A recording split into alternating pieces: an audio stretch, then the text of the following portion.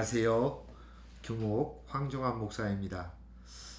여러분 오늘은 어떻게 실패를 다루십니까? 라는 제목 가지고 여러분과 같이 나누려고 합니다. 실패를 역사적으로 살펴봤을 때 사실 실패란 본래 영웅들만의 특권이었습니다.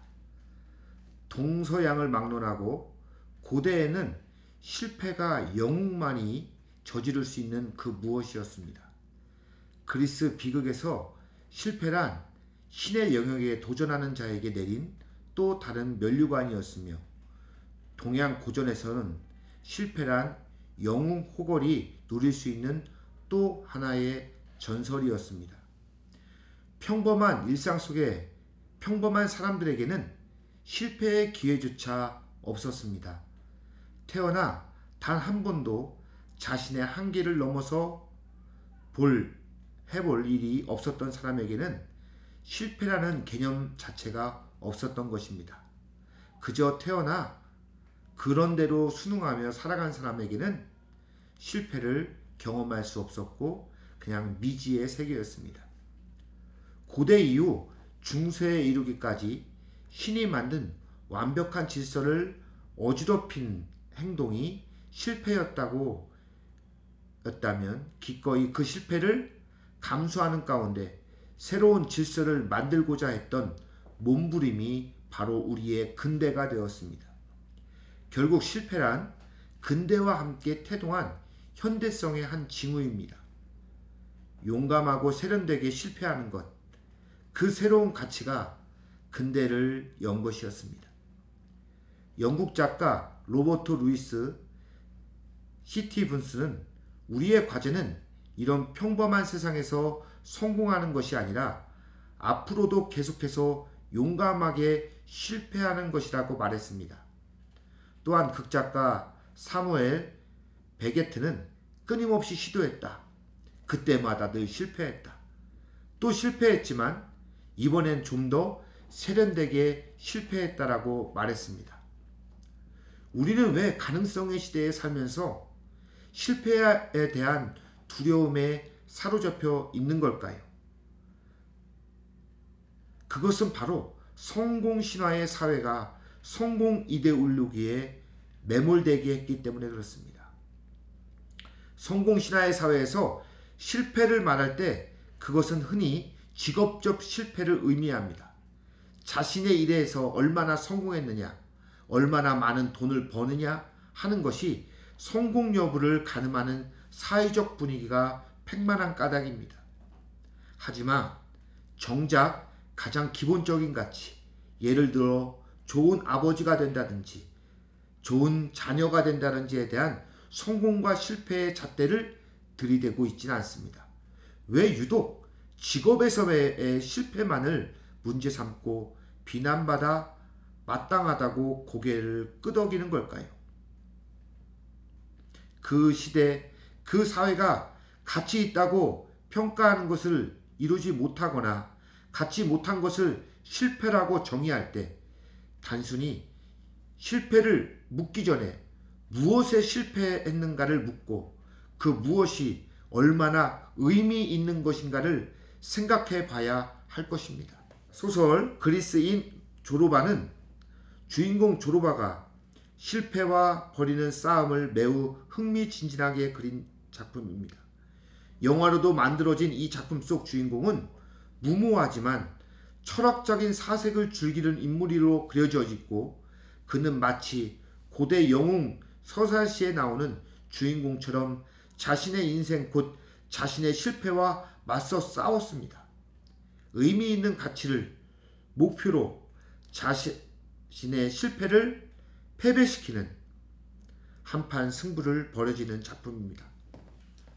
여러분은 실패를 어떻게 다루고 있습니까? 첫째는 실패의 악순환의 고리를 끊어내야 됩니다.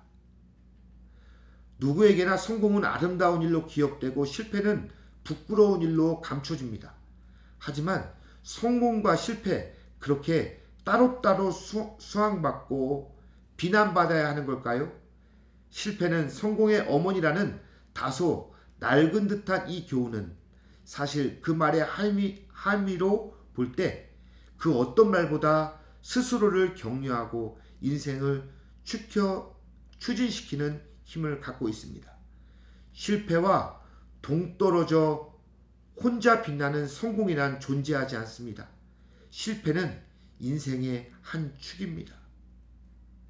미국의 사회학자 리처드 세넷은 현대사회 최후의 메가톤급 금지어가 무엇인가라고 물었을 때 그리고 그의 다름 아닌 실패였다 라고 대답했습니다. 실패했다라는 말을 하는 게 현재 금기어랍니다. 이제는 실패를 뭔가 열등하고 뒤처져가는 제한적 개념으로 볼 것이 아니라 다시 출발해야 할 가장 분명한 이유를 담고 있는 확장된 의미로 새롭게 바라볼 것을 권면합니다. 실제로 실패는 새로운 가능성을 물구나무 세운 것일 뿐입니다.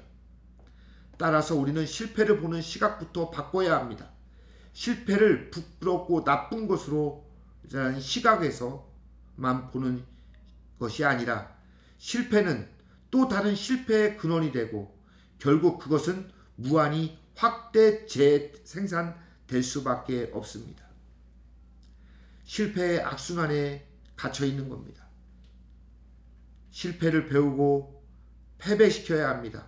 실패의 악순환을 끊는 가장 확실한 방법은 바로 그 실패를 패배시키는 겁니다. 도쿄대학교 명예교수인 하타무라 요타루는 실패학이라는 개념을 처음 제창한 실패학의 권위자로서 실천적 실패학을 주창해 실패의 마이너스적인 측면만이 아닌 플러스적인 측면에서도 특별히 주목했습니다. 실패는 망각의 대상이 아니라 학습의 대상이다. 실패를 결코 해서는 안 되는 것이라는 두려움에 하는 문제이지만 실패의 경험을 아무런 자극 없이 흘려보내는 것은 이 또한 결국 실패하는 것입니다. 실패의 악순환을 끊어버리는 것은 그 실패를 다루는 때에 정면으로 보고 다시 한번 그 실패가 무엇이 문제였는지를 알아내고 패배를 시켜야 합니다. 둘째로는 실패를 무찌르고 나를 일으켜야 합니다. 절대로 포기하지 말라. 절대로. 많이 들어본 용어입니다. 처칠이 강연했던 마지막 2차 세계대전에 강의했던 Never give up. 다산 정약용 선생님은 그는 신유 사옥에 연루되어 1801년부터 18년 동안 유배지에서 귀양살이를 살았습니다. 나이 40세 귀양살이를 시작해 57세 되던 해에 다시 고향으로 돌아올 수 있었습니다. 그는 유배지에 묶인 채로 자식과 형제의 부음을 들어야 했습니다. 참으로 불행하고 처절한 실패의 세월이었습니다.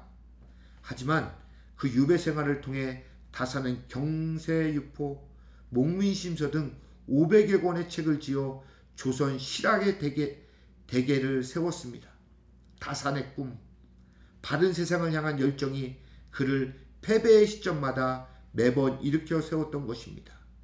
정녕 역사는 성공과 실패 그 반반의 기록입니다. 실패는 거대한 역설입니다. 실패는 물론 행운은 아니고 불운도 아닙니다. 그것은 단지 극복할 수 있는 장애물 뿐이고 실패를 한마디로 표현하자면 그것은 거대한 역설입니다. 성경에서도 마찬가지로 예수님의 제자들도 실패했습니다. 그 대표적인 예로 베드로입니다.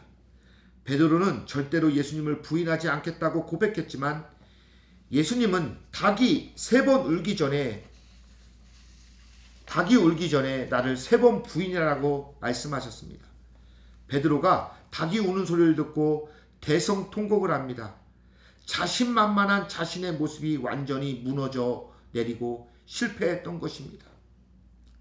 요한복음 21장 15절에서 17절에 보면 베드로의 실패를 치료하시는 예수님의 모습을 보게 됩니다.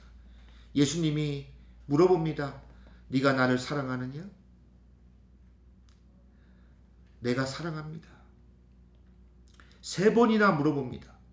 근데 이 한국어가 아니라 헬라어 원전으로 보면요, 아가페, 첫 번째로 아가페적 숭고하게나 사랑할 수 있니? 예수님이 물으셨을 때 베드로의 대답은 필로, 우정적으로 사랑할 수밖에 없어. 또 두 번째 물어봅니다. 아가페적으로 다시 사랑할 수 있니? 필로, 우정적으로밖에 사랑할 수밖에 없습니다. 세 번째로, 그래, 그럼 나한테 우정적으로 사랑할 수 있니? 그때 베드로가 근심하며 대답합니다. 주님께서 아십니다. 전에 베드로는 뭐라고 얘기했습니까? 당당하게 나는 절대 부인하지 않을 거라 했던 그 자신만만의 실패가 예수님의 물음에 답할 수 없었습니다. 근데 예수님은 그 막혀있고 실패했던 그 컴플렉스를 치료하시려고 하십니다. 그러면서 나와 더 가까이 하렴. 그 실패는 실패가 아니야. 그 실패의 악순환을 끊어야 돼. 그 실패에서 주저앉지 말고 나와 관계를 맺자라고 예수님은 손을 내밀고 계시는 겁니다. 그리고 세 번째 이야기하면서 양을 먹이라, 양을 치라, 어린 양을 먹이라라고 하는 사명을 주십니다. 실패에 갇혀 있는 것이 아니라 실패를 발판 삼아 일어나 힘있게 일하라고 말씀하십니다.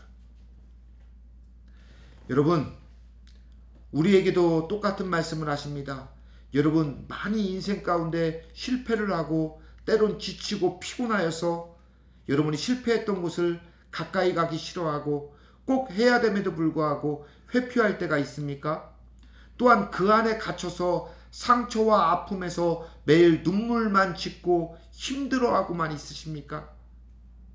주님 앞에 나아가시기 바랍니다. 주님은 그 실패를 어떻게 다루셨냐면 베드로를 치유하시고 일할 수 있게 만들어 주셨습니다. 여러분, 우리는 모두 다 실패합니다. 실패 안 하는 사람이 없습니다. 그것을 실패를 어떻게 다루느냐에 따라서 베드로처럼 인생이 달라지며 베드로가 다른 사람을 비난하기보다는 다른 사람을 사랑하고 그 아픔을 치유했다라는 것을 꼭 기억하시는 여러분 되시기를 간절히 축원합니다. 기도하겠습니다. 하나님, 감사합니다. 우리는 늘 실패하고 살아갑니다. 그 실패에 갇혀서 힘들어하고 또한 좌절하기도 하고 그 실패라는 울타리와 악순환 속에 내 자신을 가둬둘 때가 많음을 주여 고백합니다.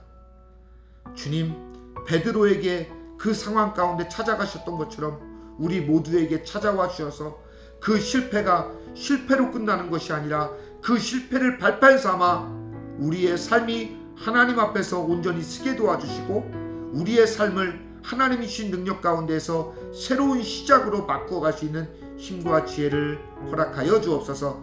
감사하고 예수 그리스도의 이름으로 기도하옵나이다. 아멘.